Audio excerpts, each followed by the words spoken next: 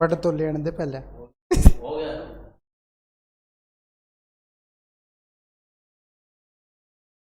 Hello, good morning students. कैसे आप सभी? एकदम से अच्छे। वेरी गुड बेटा। जल्दी से आप लाइव जुड़ जाइए। फिर जो है हम फूड केमिस्ट्री जो हमारा टॉपिक है, जिसमें हम फूड की डिफरेंट टाइप या उसके अवयव हम बोल सकते हैं, वो चीज़ हम यहाँ पे डिस्कस कर रहे हैं।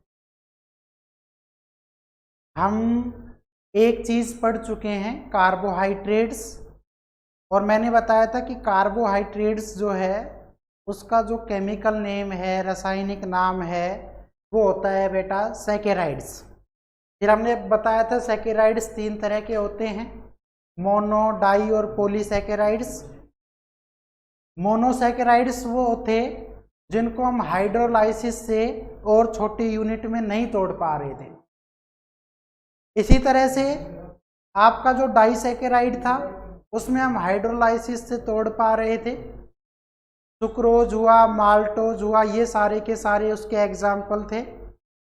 मानव राम राम गुरुजी, भाई राम राम सभी को। आप जल्दी से जुड़ जाइए। फूड जो है हम टॉपिक डिस्कस कर रहे हैं और उसमें कार्बोहाइड्रेट के बारे में हम पढ़ चुके हैं। भाई फ्रुक्टोज को हम बोलते हैं सबसे ज़्यादा मीठी शर्करा या द्राक्ष शर्करा। ऐसे ही हमने सुक्रोज को बोला था गन्ने की शर्करा या इच्छू शर्करा। ठीक ऐसे ही हमने बोला था ग्लैक्टोज को ब्रेन शुगर। ठीक है, सक्षम गजराज, गुड मॉर्निंग सर। भाई very very good morning.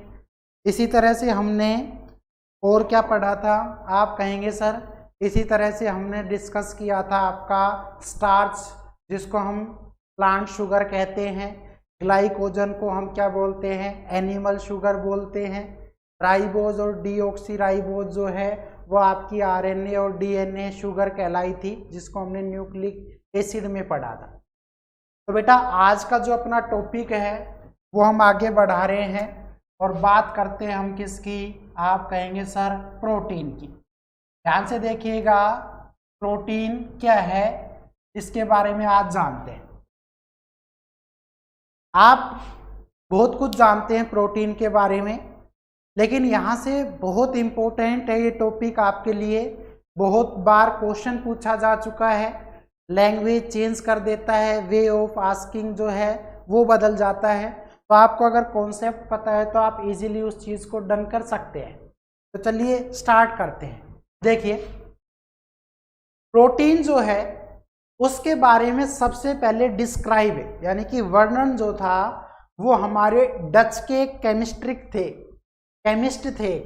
Dutch नाम का जो देश है वहाँ से एक केमिस्ट हुए और उसका नाम था मूलर। ध्यान से समझिएगा, डच के जो वैज्ञानिक थे मूलर, उसने सबसे पहले प्रोटीन के बारे में एक्सप्लेनेशन दिया। लेकिन बेटा जो प्रोटीन शब्द है ना, वो 1838 में कौन से वैज्ञानिक ने? स्वीडन के वैज्ञानिक ने। ये बात इंपॉर्टेंट है कि जो आपका डच वैज्ञानिक था जिसका नाम था मूलर, उसने सबसे पहले प्रोटीन को एक्सप्लेन किया। लेकिन स्वीडन का जो वैज्ञानिक था उसने 1838 में, और उसका नाम था बर्जीलियस ने इसको प्रोटीन नाम दिया। ये बात आप ध्यान से देखेंगे। अगर मैं ये कहता हूँ क्या कि जो डच का वैज्ञानिक था और उसका नाम है क्या, आप कहेंगे क्या नाम है उसका? मूलर ने इसको क्या किया? एक्सप्लेन किया, वर्णन किया। ये बात ध्यान रखेंगे। जबकि जो स्वीडन का वैज्ञानिक था, स्वीडन का वैज्ञानिक जो था उसका नाम था बर्जीलियस।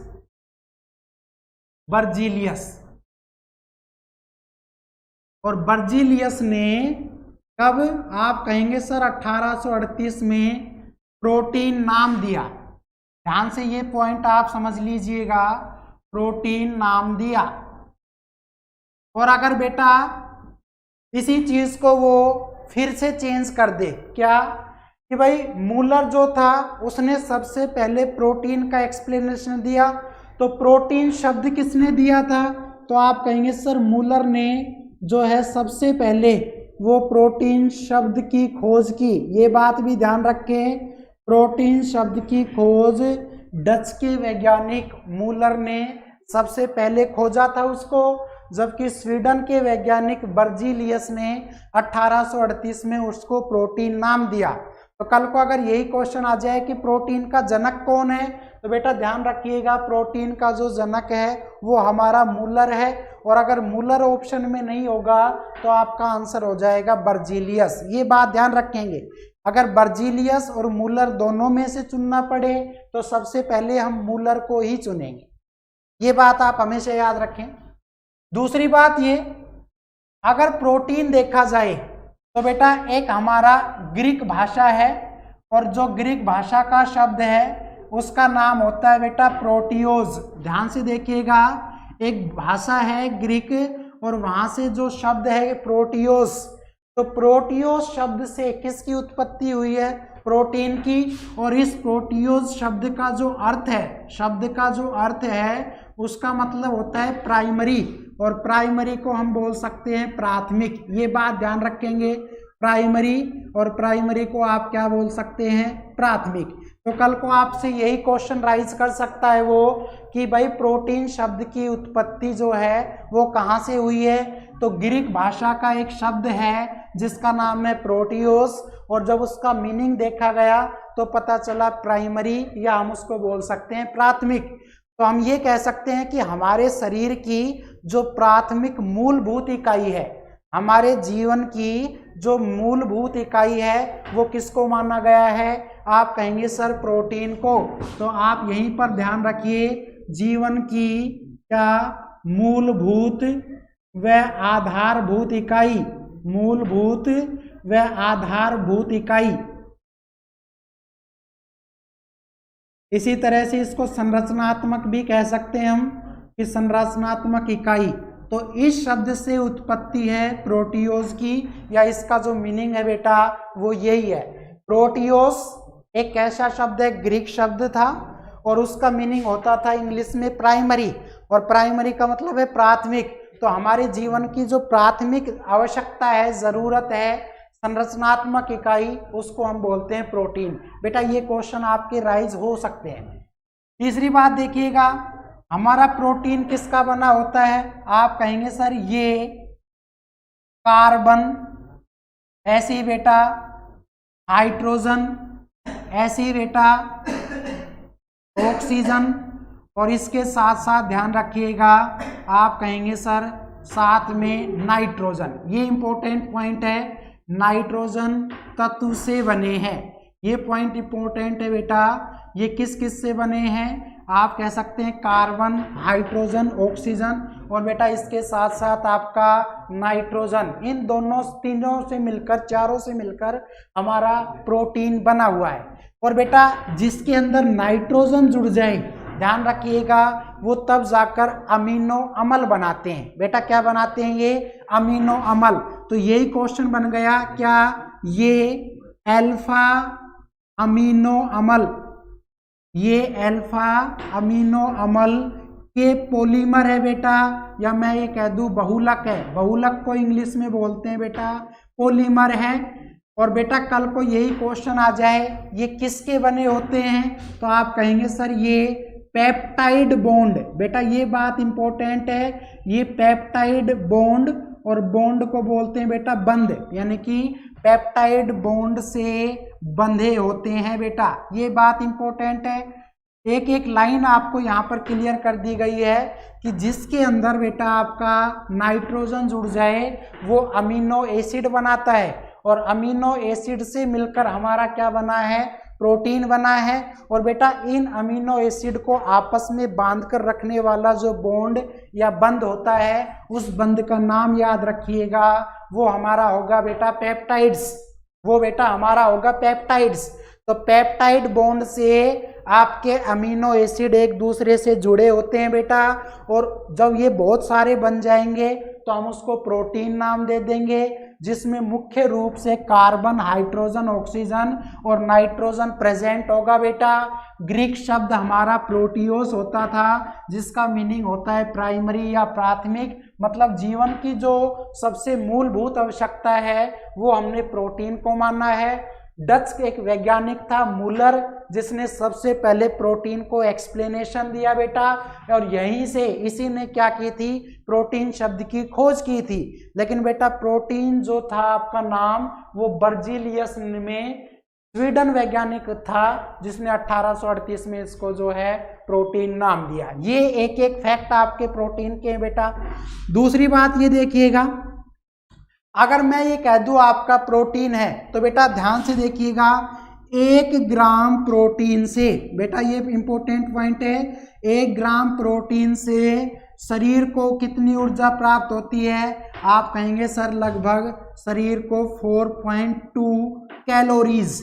बेटा ये बात ध्यान रखिए, कैलोरी प्रति ग्राम, यानी कि 1 ग्राम से बेटा 4.2 कैलोरी जो है वो ऊर्जा मिलती है शरीर को।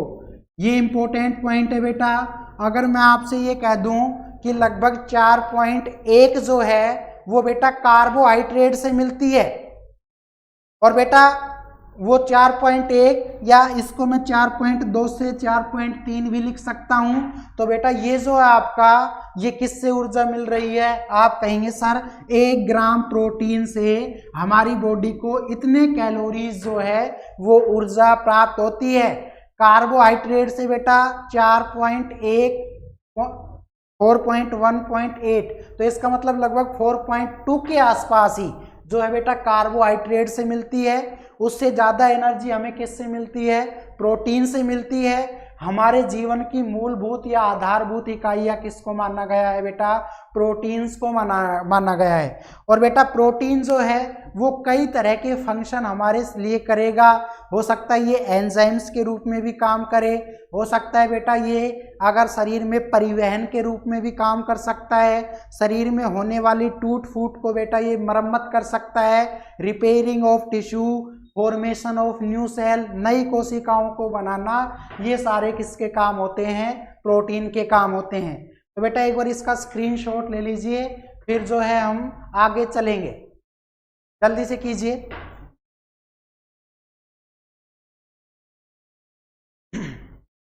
बेटा बहुत ही अच्छे तरीके से एक एक वर्डिंग पे जाना है आपको। ये बहुत सुनहरा अवसर है to become a policeman in Delhi police. बहुत अच्छा मौका है बेटा, है ना। सब कुछ बंद है लेकिन आपकी जो वैकेंसी आई वो फिर से स्टार्ट हो गई है। तैयारी करने का पूरा मौका है बेटा। एक एक चीज़ आप क्लास जो है डेली अटेंड करें, और वो आपके लिए बहुत ज़रूरी है। खुद से क्वेश्चन बनाने की कोशिश करें कि अगर ऐसा आ जाए तो मैं कैसे करूँगा, और जो है इसका क्या मतलब है, एक एक शब्द का मीनिंग जो है आपको यहाँ पे ध्यान से समझना है। इसी को क्लास कहते हैं, और जो टीचर आपको मतलब समझा दे वो ही टीचर आपके लिए बेनिफिट है। ये बात ध्यान से देखें। दूसरी बात देखिए बेटा, अब देखते हैं कि प्रोटीन के प्रकार। बेटा अगर एक एक चीज़ आपको क्लियर हो गई तो मैं इस बात का दावा कर सकता हूँ कि आपकी जो है जॉब वो आपसे कोई नहीं छीन पाएगा, आपका ही नंबर होगा अगर आप मेहनत कर रहे हैं इस टाइम। बेटा प्रोटीन के प्रकार, तो देखिए प्रोटीन जो है बेटा वो जनरली हमारे 2 टाइप्स के हैं।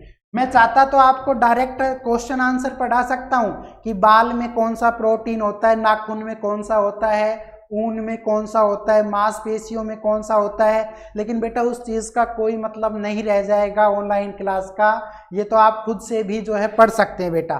तो देखिए प्रोटीन जो है बेटा वो 2 प्रकार के होते हैं। एक होता है जिसका नाम है रेशेदार प्रोटीन, और बेटा दूसरा जो होता है उसका नाम होता है गोलिकाकार प्रोटीन। गोलिकाकार प्रोटीन। बेटा रेशेदार प्रोटीन को इंग्लिश में बोलते हैं हम फाइब्रस प्रोटीन, और बेटा इसको हम बोलते हैं जिसका नाम है गोलिका का ग्लोब्यूलर प्रोटीन। ये बात ध्यान रखेंगे बेटा। बेटा कोई भी प्रोटीन के जो नाम आए हैं वो हमेशा उसकी संरचना के बेस पर होते हैं बेटा। Very good, 2 types of protein, सही है गिरीश कुमार आपका आंसर। बेटा ये जो भी नाम आए हैं ये इनकी स्ट्रक्चर संरचना के आधार पर नाम दिए गए हैं। और अगर मैं ये कह दूं कि रेशेदार प्रोटीन क्या होते हैं, तो बेटा ऐसे प्रोटीन जिसमें अणुओं की जो संरचना होती है वो बेटा स्पाइरली, वो क्या होती है बेटा, स्पाइरली, और स्पाइरली को बोलते हैं बेटा सर्पिलाकार आकार। तो आप कहेंगे सर इनमें जो अणु है बेटा वो कैसे जुड़े हैं, आप कहेंगे सर इनमें जो अणु की संरचना है वो बेटा सर्पिलाकार, ये बात ध्यान से देखिएगा, सर्पिल आकार, और बेटा इसको बोलते हैं स्पाइरली, इंग्लिश में बोलते हैं बेटा इसको स्पाइरली होती है। और बेटा इसके एग्जाम्पल क्या क्या हैं, तो आपसे ये क्वेश्चन पूछ सकता है, 4 आपके प्रोटीन नाम दे सकता है और वो पूछ लेगा कि संरचना के आधार पर बताइए ये किस तरह का प्रोटीन है। तो बेटा एक बात देखिए, क्या अगर मैं आपसे कहता हूँ क्रिएटिन, ऐसे बेटा एक नाम है जिसका नाम है एल्बुमिन, और एक नाम है बेटा जिसका नाम है मायोसिन, ठीक है, मायोसिन हुआ बेटा, क्रिएटिन हुआ। ऐसे ही आपका एक नाम होता है फाइब्रोनोजन, ये बात ध्यान से समझिएगा बेटा। ये आपके जो हैं ये किस तरह के प्रोटीन हैं, आप कहेंगे सर इनकी जो संरचना है वो सर्पिलाकार है, क्रिएटिन हुआ, मायोसिन हुआ बेटा, एक आपका फाइब्रोनोजन हो गया, और एक लास्ट होता है जिसका नाम है कोलेजन। ये आप ध्यान से देखिएगा बेटा, ये आपके जो प्रोटीन है वो किस में शामिल है, रेशेदार प्रोटीन में। इसी तरह से बेटा अगर मैं कह दूं कि गोलिकाकार, तो गोलिकाकार का मतलब होता है गोल, तो बेटा आप कहेंगे सर इनकी जो संरचना है बेटा, इनकी जो संरचना है वो कैसी होगी, आप कहेंगे सर गोलाकार होगी। और गोलाकार के लिए 2 वर्ड यूज कर सकते हैं आप, कौन कौन सा, एक तो बेटा होता है स्पेरिकल, स्पीयर बेटा जिसको हम बोलते हैं, और एक वर्ड होता है बेटा जिसका नाम है राउंडेड। ये बात ध्यान रखिएगा, स्पेरिकली या बेटा राउंडेड जो है वो इनके लिए जुड़ सकता है, और ये इस तरह का है। और इसका जो एग्जाम्पल है बेटा वो क्या क्या है, आप कहेंगे सर इसका जो एग्जाम्पल है, पहला नाम है हीमोग्लोबिन, हीमोग्लोबिन। इसी तरह से बेटा दूसरा नाम क्या हो जाएगा, आप कहेंगे सर इंसुलिन हो जाएगा, इंसुलिन। तो बेटा हीमोग्लोबिन और इंसुलिन एक ऐसे प्रोटीन है जिनकी संरचना बेटा गोलाकार होती है। इसका मतलब ये हुआ कि अगर आपके ब्लड में हीमोग्लोबिन प्रोटीन है तो बेटा उसकी जो संरचना होगी वो गोल होगी और वो हमारे शरीर में बहेगा। ऐसे ही हमारे अग्नाशय पर कौन सा एंजाइम या प्रोटीन पाया जाता है बेटा, इंसुलिन। और इंसुलिन जो है वो सबसे पहले निष्कासित हार्मोन है। ये क्वेश्चन राइज हो सकता है, ये क्वेश्चन आपका राइज हो सकता है कि सबसे पहले निष्कासित हार्मोन का नाम बताएं। तो बेटा ये एंजाइम्स भी है और ये हार्मोन भी है, दोनों हैं। इसके साथ साथ एंजाइम्स या हार्मोन हो बेटा वो किसके बने होते हैं, आप कहेंगे सर प्रोटीन के। और बेटा ज्यादा डिटेल में पूछे तो किस तरह का प्रोटीन, तो 4 ऑप्शन होगा, तो आपका हो जाएगा बेटा ग्लोबुलर या आप कह सकते हैं गोलिकाकार प्रोटीन। बेटा बहुत ही एक एक चीज एक एक बात आपको यहाँ पर बताई जा रही है कि प्रोटीन मेनली 2 तरह के होते हैं, रेशेदार प्रोटीन, गोलिकाकार प्रोटीन। ये बेटा संरचना के नाम पर इनके हैं और इनके एग्जाम्पल आप जरूर जो है ध्यान रखें। बेटा अगर इतनी बात समझ गए हैं आप, तो मैं आपको एक छोटी सी बात और बताना चाहता हूं जो अक्सर क्वेश्चन पूछा जाता है और अक्सर आप उसको गलत कर देते हैं। तो देखिएगा बेटा आपसे क्वेश्चन पूछ सकता है क्या कि हमारा जो प्रोटीन है वो अमीनो एसिड से बना हुआ है। तो बेटा कल को यही क्वेश्चन आ जाए कि प्लांट में कितने तरह के अमीनो एसिड पाए जाते हैं, या बेटा हो सकता है प्लांट की जगह वो एनिमल यानी कि जंतु या प्राणी या ह्यूमन बींग्स मानव का नाम लिख सकता है। तो बेटा ये इंपॉर्टेंट पॉइंट है, ध्यान से देखिए कि चाहे आपका पादप हो बेटा प्लांट, या फिर आपका क्या हो बेटा जंतु हो, या बेटा क्या हो आपका ह्यूमन बींग्स यानी कि मानव हो, तीनों बातों के लिए ध्यान रखेंगे बेटा, प्लांट हो, एनिमल हो या मनुष्य हो, ये आपके इनमें जो है बेटा वो आपके 20 टाइप्स यानी कि 20 प्रकार के क्या होते हैं बेटा, आप कहेंगे सर अमीनो एसिड होते हैं। ये पॉइंट फैक्ट है बेटा, अक्सर पूछा जाता है 20 प्रकार के अमीनो अम्ल से क्या है बने होते हैं बेटा। तो कल को अगर यही क्वेश्चन आ जाए कि मानव प्रोटीन कितने प्रकार के अमीनो एसिड से बना है, तो भी बेटा आपका 20 रहेगा। जंतु के लिए आ जाए तो भी, और बेटा जंतु की तरह इसके साथ साथ अगर प्लांट भी ऑप्शन में है तो प्लांट हो, एनिमल हो या ह्यूमन बींग्स हो, सभी में 20 प्रकार के क्या होते हैं बेटा अमीनो एसिड होते हैं जो प्रोटीन का क्या करते हैं निर्माण करते हैं। इसके साथ साथ बेटा आपको ये बात पता होनी चाहिए कि जो प्रोटीन होते हैं अगर इनको क्या कर दिया जाए, तोड़ दिया जाए, तो बेटा इनकी कमी से जो है कोई ना कोई रोग हो जाता है। तो प्रोटीन की कमी से होने वाले रोग कौन कौन से हैं। इसके साथ साथ बेटा ये भी पूछ सकता है क्या कि जो प्रोटीन होते हैं वो किसके अंदर किस प्रकार का मिलता है। जैसे कह दे बाल और नाखून में किस तरह का होता है, मांस में कैसा होता है, अंडे में कैसा होता है, दाल में कैसा होता है। इस तरह के बेटा क्वेश्चन जो है वो राइज हो सकते हैं। तो बेटा दूसरा देखिएगा क्या,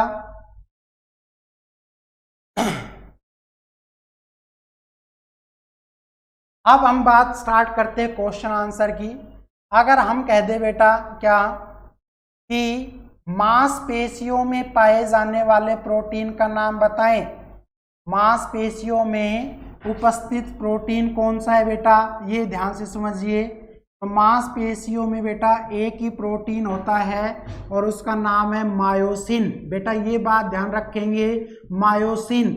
और अब आपको मायोसिन भी ऑप्शन ठीक है, और बेटा ज्यादा और पूछ ले तो मायोसिन जो था वो किस तरह का प्रोटीन था, रेशेदार प्रोटीन या बेटा गोलिकाकार। जल्दी से आंसर बताइए बेटा, बताइए मायोसिन जो था वो किस तरह का प्रोटीन था। शाबाश, किस तरह का था बेटा। आप कहेंगे सर जो मायोसिन था वो हमारा कैसा प्रोटीन था, रेशेदार प्रोटीन। तो बेटा एक ही चीज के दो नाम हो गए, मायोसिन भी ठीक है, रेशेदार प्रोटीन भी ठीक है, ये बात ध्यान रखेंगे। इसी तरह से बेटा अगर मैं ये कह दूं क्या, अंडे की सफेद जर्दी में, बेटा ध्यान से देखो, अंडे की सफेद जर्दी में उपस्थित प्रोटीन, तो बेटा आप बताइए कौन सा होता है। तो आप कहेंगे सर अंडे की जो भारी परत होती है या जो सफ़ेद जर्दी होती है उसमें होता है बेटा, आप कहेंगे सर एल्बुमिन प्रोटीन। कौन सा होता है बेटा, एल्बुमिन प्रोटीन। ऐसे ही हम कह दें क्या, रक्त में उपस्थित प्रोटीन का नाम बताएं। तो बेटा रक्त में उपस्थित प्रोटीन कौन सा है, तो आप कहेंगे सर एल्बुमिन भी ठीक है, और एल्बुमिन के साथ साथ आपका ऑप्शन हीमोग्लोबिन भी हो सकता है बेटा। और इसके साथ साथ एक नाम और हो सकता है जिसका नाम है फाइब्रोनोजन।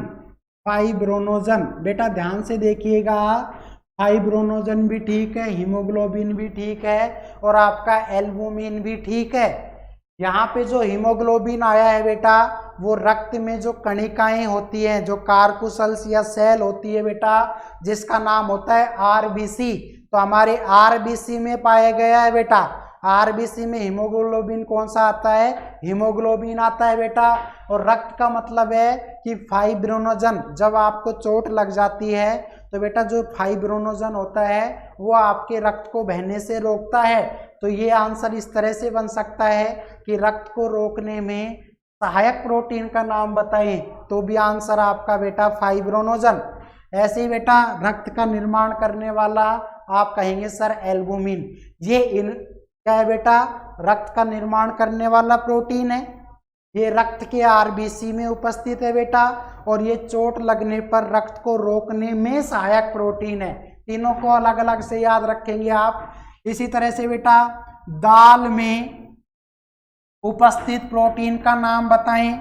तो बेटा दाल के अंदर कौन कौन से प्रोटीन होते हैं, तो ध्यान से देखिए, दाल में होता है बेटा लेग्यूलिन, ये बात आप ध्यान रखेंगे बेटा, लेग्यूलिन प्रोटीन दाल के अंदर।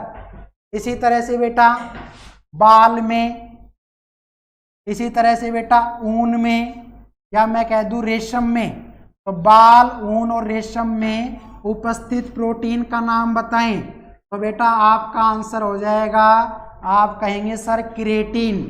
बेटा कौन सा हो जाएगा, आप कहेंगे सर क्रिएटिन प्रोटीन। बेटा एक फैक्ट है यहाँ पर, ये क्वेश्चन अक्सर राइज हो चुके हैं, आप जवाब दे चुके हैं, तो बेटा ये ध्यान रखना। इसी तरह से आटे में या बेटा अनाज में उपस्थित प्रोटीन, तो आटे में या अनाज में जो उपस्थित प्रोटीन है बेटा वो कौन सा होगा, आप कहेंगे सर वो होगा ग्लूटोनिन। बेटा ध्यान से देखो, ग्लूटोनिन नाम का जो प्रोटीन है वो आटे में उपस्थित क्या होता है, आप कहेंगे सर प्रोटीन होता है। मांस में कौन सा है बेटा, मायोसिन है। बेटा गाजर में कौन सा होता है, आप कहेंगे सर गाजर में उपस्थित प्रोटीन, तो बेटा गाजर में जो उपस्थित प्रोटीन है वो होता है बेटा कैरोटीन। कौन सा होता है बेटा, आप कहेंगे सर कैरोटीन। बेटा यहाँ पे कैरोटीन है, यहाँ पे आपका क्रिएटिन है, तो थोड़ा सा डिफरेंस आप याद रखिएगा। इसी तरह से बेटा गाजर के साथ साथ अगर मैं ये कहूँ क्या कि जैसे अपना हो जाए दूध में उपस्थित प्रोटीन, तो बेटा दूध में उपस्थित प्रोटीन कौन सा है, मिल्क में, तो आप कहेंगे सर दूध में जो प्रोटीन पाया गया है उसका नाम होता है बेटा कैसीन। तो दूध में कौन सा प्रोटीन है, कैसीन है बेटा, और इस प्रोटीन के कारण ही दूध का रंग कैसा होगा, सफेद। बेटा ये क्वेश्चन भी आ जाता है कि दूध का रंग सफेद होता है किस प्रोटीन के कारण, तो ध्यान रखिएगा दूध का जो रंग है बेटा वो कैसीन के कारण सफेद होता है। या मैं ये कह दूं बेटा गाजर में उपस्थित प्रोटीन कौन सा है, कैरोटीन, या गाजर का जो रंग लाल प्रदान करता है बेटा वो कौन सा है, कैरोटीन। ऐसे ही बेटा अगर हम कहें कि सर तंबाकू में प्रोटीन कौन सा होता है, तो तंबाकू में जो उपस्थित प्रोटीन है बेटा उसका नाम है निकोटीन। ध्यान से देखिएगा, तंबाकू के अंदर पाए जाने वाले प्रोटीन का नाम क्या है, आप कहेंगे सर निकोटीन है। ऐसे ही बेटा क्वेश्चन और भी बन सकते हैं, क्या क्वेश्चन ये हो सकता है बेटा चाय में प्रोटीन कौन सा होता है, या बेटा आपसे आ जाए कॉफी के अंदर कौन सा कैफीन, कैफीन, ठीक है बेटा कैफीन। ये बेटा आप ध्यान रखेंगे, ये सारे के सारे जो क्वेश्चन है बेटा वो रिपीट हो चुके हैं, आप इनका स्क्रीनशॉट जो है वो ले सकते हैं बेटा, जल्दी कीजिएगा। शाबाश, हमें बहुत उम्मीदें हैं आपसे, आप जो है बेटा वो अपने पेरेंट्स का नाम रोशन करेंगे, जल्दी ही बेटा एक स्टेबल आपकी जॉब होगी, और ये आपकी मेहनत के ऊपर डिपेंड करता है ना।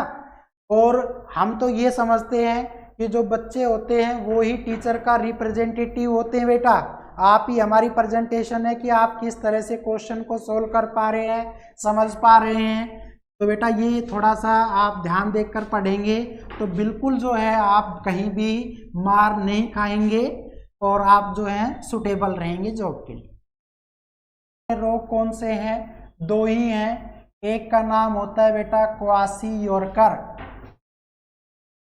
और बेटा दूसरे का नाम होता है क्या, मेरस्मस, मेरस्मस। बेटा ध्यान से देखिएगा, क्वासियोरकर या मेरस्मस, ये प्रोटीन की कमी से है। क्या होता है कि जब बेटा कोई भी छोटा बच्चा 1 साल के अंतराल में होता है तो अक्सर देखने में आता है कि जो 1 साल का बच्चा है उसका हम बार बार वेट करने की कोशिश करते हैं, तो बेटा पता चलता है कि जन्म के समय उसका वजन ज़्यादा था लेकिन अब एज के हिसाब से वजन में वो ग्रोथ रुक गई है। ऐसे बेटा हम ये देखते हैं कि वजन में कमी आना, या उसकी पाचन शक्ति का मजबूत ना रहना, या बेटा उसकी पेशियों में अकड़ापन आ जाना, अकड़ापन है ना, तो पेशियों में अकड़ापन, वजन में कमी, उसकी वृद्धि रुक जाना, है ना, दस्त लग जाना, है ना, दांत जो है बेटा वो आपके खराब होने लगते हैं बच्चों के, तो आप समझ लीजिएगा उसमें प्रोटीन की कमी है।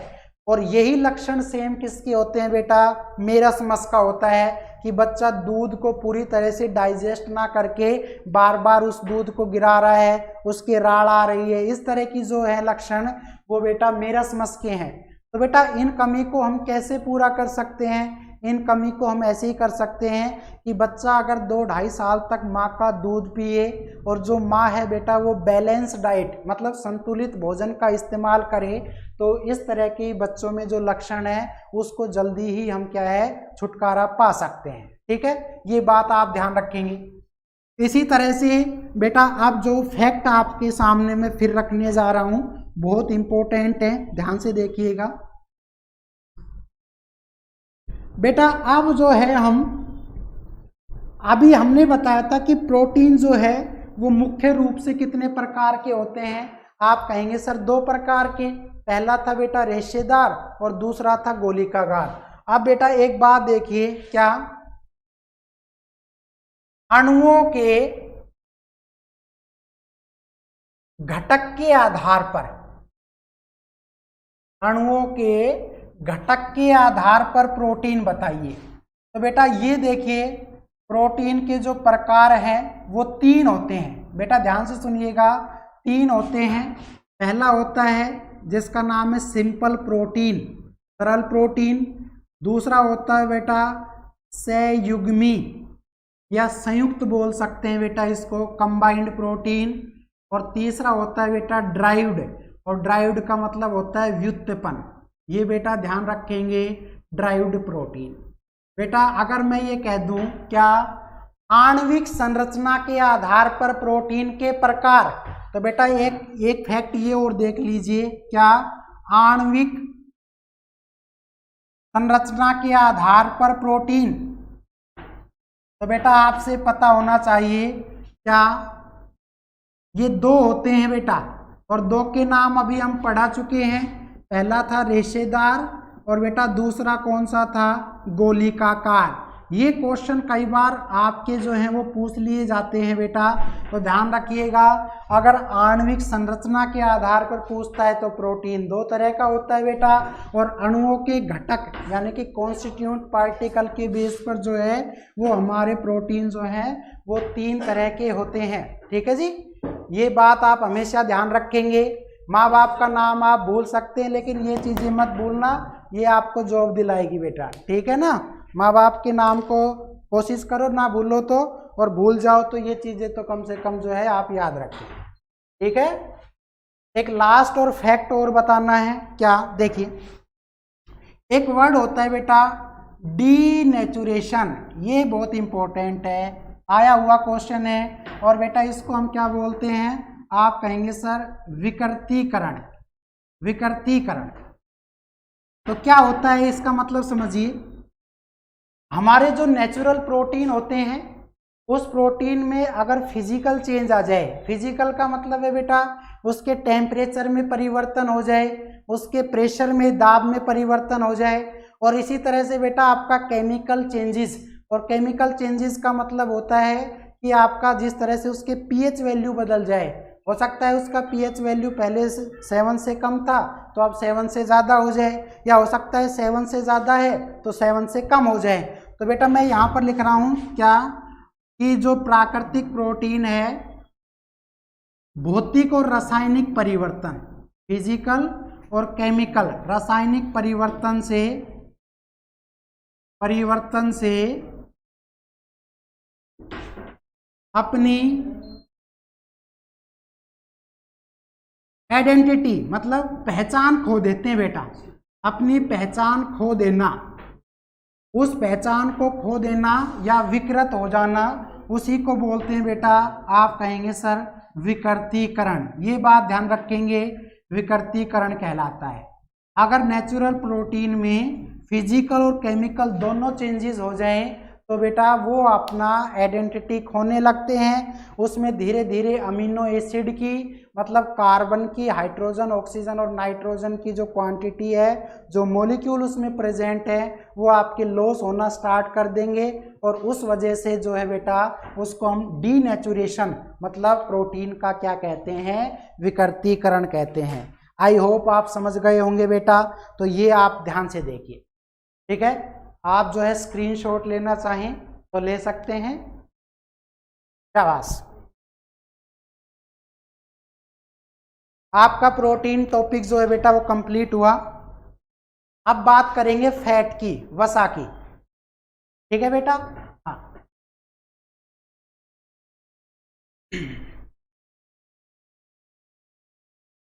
टॉपिक में से किसी भी तरह से क्वेश्चन को घुमा के पूछे तो जो है आप इस क्लास को, इस टाइम को याद कर लेना जो आपने खर्च किया है। उम्मीद है कि आपको याद आ जाएगा, ठीक है भाई। जिसने टाइम को समझ लिया वो अक्सर जो पा जाते हैं, समय उनकी कदर करता है जो टाइम की कदर करता है, ठीक है ना। वरना कितने से भी कितना जो है सक्षम हो, वो बिखर गया है अगर उसने टाइम की नहीं मानी है। ये बात आप हमेशा ध्यान रखिएगा, ठीक है बेटा। समय का सदुपयोग करें, अच्छा पढ़ें, अच्छा जो है खाएं और अच्छे से मेहनत करें, यही जीवन में बहुत जरूरी है। अब बेटा ध्यान से देखिएगा, वसा व तेल, बेटा इसको हम फैट एंड ऑयल, ठीक है। देखिए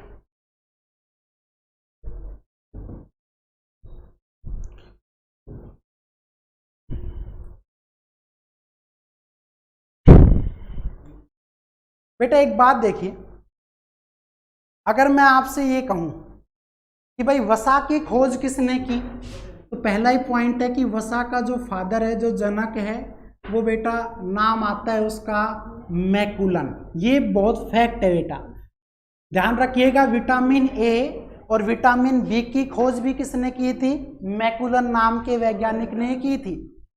विटामिन में दो नाम है, ए और बी, उसके साथ साथ ये फैट का भी क्या है बेटा, फादर है। ये बात ध्यान रखिए बेटा। अपने पास ऐसे कंपाउंड, ऐसे कार्बनिक यौगिक होते हैं, ऑर्गेनिक कंपाउंड होते हैं जो एस्टर जिसको हम बोलते हैं, एस्टर। तो अगर मैं ये कहूं क्या ये कार्बनिक और क्या बेटा सैचुरेटेड, संतृप्त बोलते हैं इसको, ध्यान से देखिएगा, सैचुरेटेड। और इसके साथ साथ एक वर्ड और है अनसैचुरेटेड, और बेटा उसको हम बोलते हैं असंतृप्त, अनसैचुरेटेड, अनसैचुरेटेड। ये मैंने दोनों ही लिख दिए हैं। इनमें से एक जो है वो फैट के लिए यूज होगा, एक जो है बेटा वो ऑयल के लिए यूज होगा। तो ये कार्बनिक यानी कि सैचुरेटेड और अनसैचुरेटेड से निर्मित एस्टर होते हैं, एस्टर होते हैं। ये बात आप ध्यान रखेंगे कि वसा या तेल दोनों क्या है, कार्बन और अनसैचुरेटेड हाइड्रोकार्बन से मिलकर बने हुए एक एस्टर है। दूसरा हम कहेंगे वसा ऐसा होता है संतृप्त कार्बनिक ग्लिसरॉइड से निर्मित है, जबकि जो ऑयल है ना, यानी कि तेल, वो कैसा है, असंतृप्त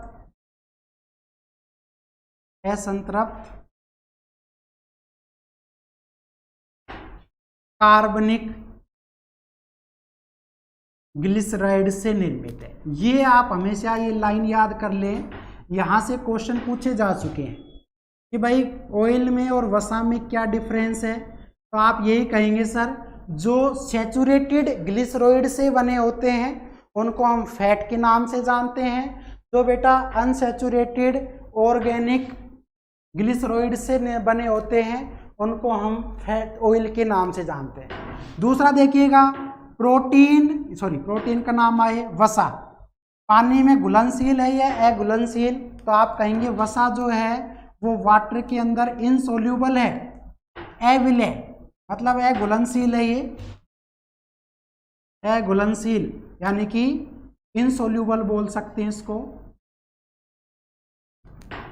जबकि किस किस में घुलनशील हैं, तो ध्यान रखिएगा अपने पास होता है पेट्रोलियम, ऐसे ही अपने पास क्या होती है बेंजीन, और ऐसे ही क्या होते हैं कार्बन टेट्राक्लोराइड। ये नाम हमेशा ध्यान रखिएगा आप, कार्बन टेट्राक्लोराइड में घुलनशील है भाई,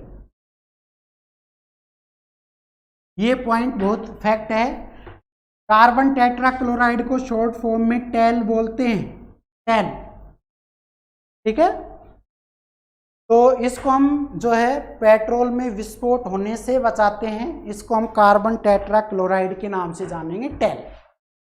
दूसरी बात देखिएगा क्या कि अगर हम ये कहें आपसे क्या कि भाई वसा में इनमें कार्बन हाइड्रोजन और ऑक्सीजन से निर्मित अणु है, तो ये चीज तो आपकी कार्बोहाइड्रेट में भी है।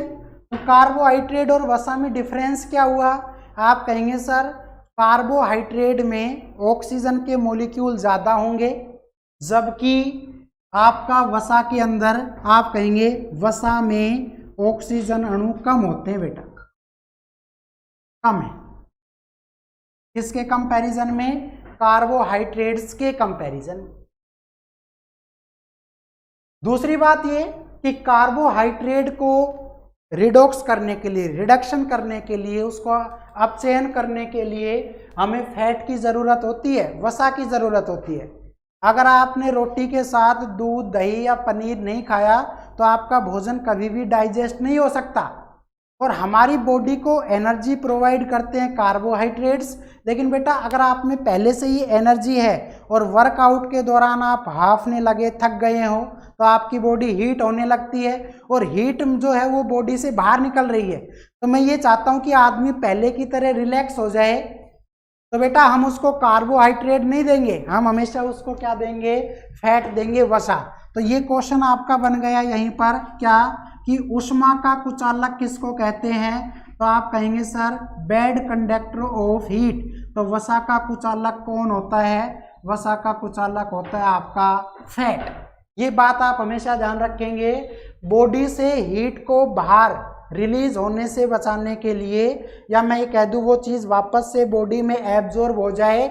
जैसे मान लो आप दौड़ करके आए हैं, कोई वर्कआउट किया है आपने, तो आप यही कहेंगे कि भाई दौड़ करने के दौरान जो बॉडी से पसीना निकल रहा है या आप हाफ रहे हैं, तो बेटा आपको पहले की तरह नॉर्मल करने के लिए हमें कार्बोहाइड्रेट की ज़रूरत नहीं पड़ेगी, हमें फैट की ज़रूरत पड़ेगी। कि ऊष्मा तो आप में थी तभी तो आप वर्कआउट कर रहे थे, तो मैं ये चाह रहा हूँ कि वो एनर्जी जो है बॉडी से बाहर निकलने से रुक जाए। तो बेटा उस केस में हम क्या है, जो आपके जैसे दूध हो गया, दही हो गया, उस चीज़ का सेवन करें तो वो वसा है। दूसरी बात ये, अगर ऐसे ग्लिसरॉल या ऐसे ग्लिसरीन जिनका मेल्टिंग पॉइंट, ये ध्यान से देखिएगा, अगर मैं ये कहूं ऐसे ग्लिसरॉइड जिनका गलनांक बोल दो, या हम ये बोल दें क्या मेल्टिंग पॉइंट, मेल्टिंग पॉइंट कितने से कम हो, आप कहेंगे सर 20 डिग्री से कम हो, 20 डिग्री से कम हो। या फिर क्या हो सकता है भाई 20 डिग्री सेल्सियस से अधिक हो। तो जब अधिक हो या कम हो तो इन्हीं में से एक को नाम दे देंगे तेल और दूसरे का नाम दे देंगे, आप कहेंगे सर। तो देखिए जिनका मेल्टिंग पॉइंट 20 डिग्री से क्या हो, कम हो, तो हम उन्हें क्या कहते हैं, आप कहेंगे सर हम उन्हें ऑयल, ऑयल का मतलब क्या है, तेल। और बेटा जिनका 20 डिग्री से ज़्यादा हो मेल्टिंग पॉइंट, उसको हम क्या बोलते हैं, आप कहेंगे सर फैट यानी कि वसा बोलते हैं। तो ये आप हमेशा ध्यान रखेंगे कि हमेशा जो फैट होता है वो सॉलिड फॉर्म में है, ऑयल जो है वो लिक्विड फॉर्म में है। तो लिक्विड फॉर्म में तो तब होगा ना जितना ज़्यादा आपका टेम्परेचर होगा। तो अगर मैं ये कहूँ कि टेम्परेचर जब आपका ज़्यादा है तो फैट जो है वो सॉलिड फॉर्म में है, और अगर आपका टेम्परेचर जो है वो यानी कि 20 डिग्री से कम है तो वो किसकी फॉर्म में है, ऑयल की फॉर्म में। अब कोई भी ग्लिसरॉन किसकी फॉर्म में हो, सॉलिड की में हो या लिक्विड की फॉर्म में हो, तो आप कहेंगे सर इसकी प्राथमिकता कौन तय करता है, तो आप कहेंगे सर इसकी प्राथमिकता जो है या इसका जो प्रूफ है वो हमेशा कौन डिक्लेयर करेगा, आप कहेंगे सर आयोडीन मान पर आधारित होता है, या आप कह सकते हैं इसको इसी बेस पर जो है हम डिक्लेयर करते हैं। तो ये क्वेश्चन भी पूछ लेता है कि बेटा कौन जो है वो ऑयल कहलाएगा या कौन जो है बेटा वो फैट कहलाएगा, उसका जो डिक्लेरेशन है, जो उसका प्रूफ है वो हमेशा किसके बेस पर होगा, आप कहेंगे सर आयोडीन मान पर जो है वो डिपेंड करता है। ये बात हमेशा ध्यान रखना। ऐसे ही क्वेश्चन पूछ लेता है, क्या बना देते हैं क्वेश्चन, देखिए क्वेश्चन कैसे पूछेगा, वो कहेगा जो लीवर है बॉडी में वो वसा को किसके रूप में इकट्ठा करता है, तो आप कहेंगे सर वसा को इकट्ठा करता है। ये क्वेश्चन पूछा जा चुका है, तो आप कहेंगे सर ग्लाइकोजन के रूप में। एक क्वेश्चन बन गया ग्लाइकोजन के रूप में। दूसरा कह देगा क्या कि जो भेड़ है या ऊंट का जो कुबड़ है, ऊंट का जो कुबड़ होता है वो किसका बना होता है, आप कहेंगे सर बना होता है एडिपोज टिश्यू का। ये बात ध्यान रखेंगे, एडिपोज टिश्यू। तो बेटा एक बात ध्यान से देखिए, अगर बॉडी में कहीं पर आपके फैट इकट्ठा हो गई है तो उस हिस्से को हम एडिपोज टिश्यू, मतलब फैट को इकट्ठा करने वाला जो टिश्यू होता है, उत्तक होता है, उसको हम एडिपोज के नाम से जानते हैं। और दूसरा ये क्या सबसे ज़्यादा वसा किस में पाई जाती है, तो आप कहेंगे सर सबसे ज़्यादा वसा जो है वो बेटा एल्कोहल में पाई जाती है, शराब में। और शराब में जो अल्कोहल है वो एथिल अल्कोहल है, और एथिल अल्कोहल का जो फॉर्मूला होता है उसका नाम होता है आपका C2H5OH, या इसी चीज़ को वो ऐसे भी लिख सकता है CH3CH2OH।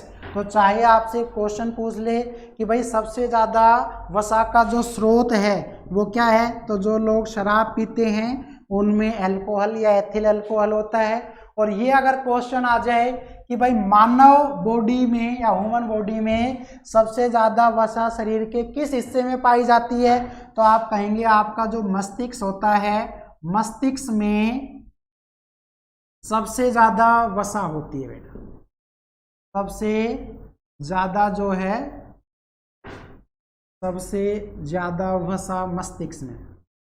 ये आप हमेशा ध्यान रखें, ठीक है ना।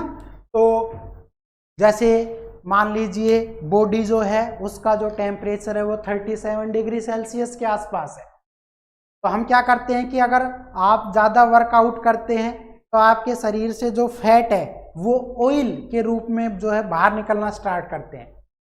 हमने देखा होगा डेली लाइफ में, है ना, अक्सर क्या होता है कि किन्हीं लोगों की जो स्किन है ना वो ऑयली हो जाती है ना, ऐसे टच करो तो ऑयल जो है वो बाहर निकलता है। इसका मतलब ये हुआ कि उसने जो वर्कआउट किया है उसके दौरान जो वसा है उसका मेल्टिंग पॉइंट जो है बेटा वो आपका कम हुआ है, और मेल्टिंग पॉइंट कम होते ही 20 डिग्री सेल्सियस से अगर वो कम हुआ है तो हम कहेंगे वो किस में कन्वर्ट हो जाएगा, ऑयल में हो जाएगा।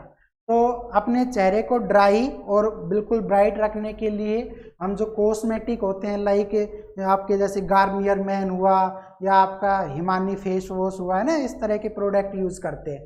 तो क्या होते हैं कि उनके अंदर जो छोटे छोटे क्रिस्टल होते हैं उसको ऐसे लिया और ऐसे करके यूँ चेहरे पर हम ऐसे करते हैं ना, तो वो जो क्रिस्टल है वो स्किन के वैक्यूल्स में आपके एडजस्ट हो जाते हैं, और आपकी बॉडी से जो है बेटा वो ऑयल निकलना बाहर बंद हो जाएगा। और फिर लास्ट में वो एडवर्टाइजमेंट आती है, आप देखते ही हैं, जिसमें बोलते हैं अब पाए दमकता हुआ चेहरा कभी भी कहीं भी, तो वो यही है, ठीक है। वो क्रिस्टल जो है उस आपके ऑयल को बॉडी के अंदर जो वैक्यूल्स है उसमें से निकलने से रोक रहे हैं। तो जितना चेहरा आपका ड्राई होगा वो उतना ही ज़्यादा क्या होगा, बिल्कुल निश्चित रूप से ब्राइट करेगा, ग्लो करेगा। तो बेटा ये हमारा जो टॉपिक है, आज 2 टॉपिक हमने डिस्कस कर लिए हैं। एक का नाम है प्रोटीन, दूसरे का नाम है फैट। और एक बात और देख लीजिए लास्ट, क्या कि 1 ग्राम, अगर मैं ये कहूँ आपसे 1 ग्राम फैट से शरीर को कितनी एनर्जी मिलती है, तो लगभग आप 9 कैलोरीज कहेंगे। तो 9 कैलोरीज जो है 9 कैलोरी प्रति ग्राम। तो 1 ग्राम वसा से 9 कैलोरीज। अगर आप कहें कि सर प्रोटीन से कितनी मिलेगी, तो प्रोटीन से लगभग 4.3 कैलोरीज के आसपास मिलती है। और बेटा इसी तरह से आपका कार्बोहाइड्रेट होता है, उससे लगभग 4.2 ग्राम जो है कैलोरीज पर ग्राम।